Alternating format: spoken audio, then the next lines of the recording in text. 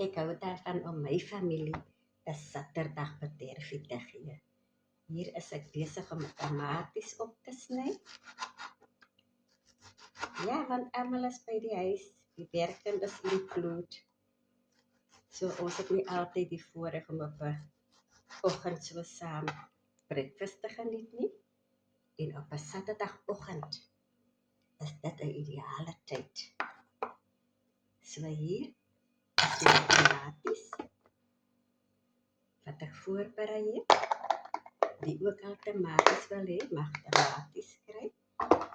En dan hier het ek 'n komkommer. Dit is die laaste enetjie, maar ek sny net gou die voorpunt af.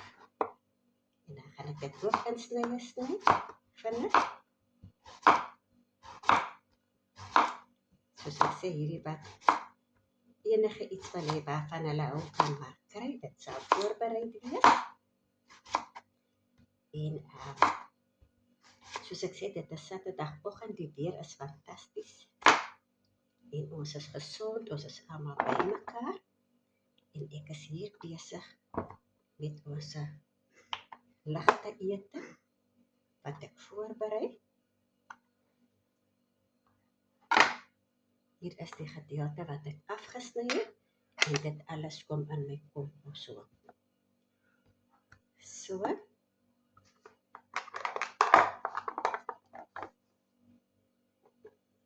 Ek gaan voort om die res te doen. Die is gereed.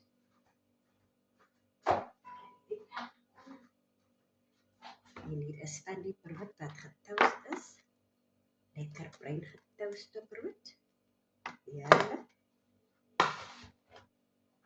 En hier is ek besig om 'n tuna blikkie oop te sny, maar ek gebruik hierdie ou tydse kombuisgereedskapie.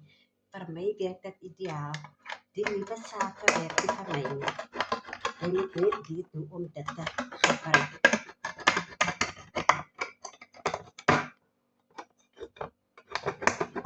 Ek het geen probleem met die ene.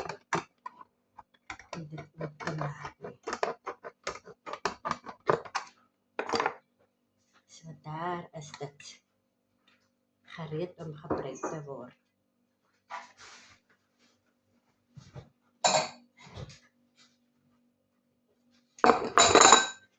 Gooi die extra water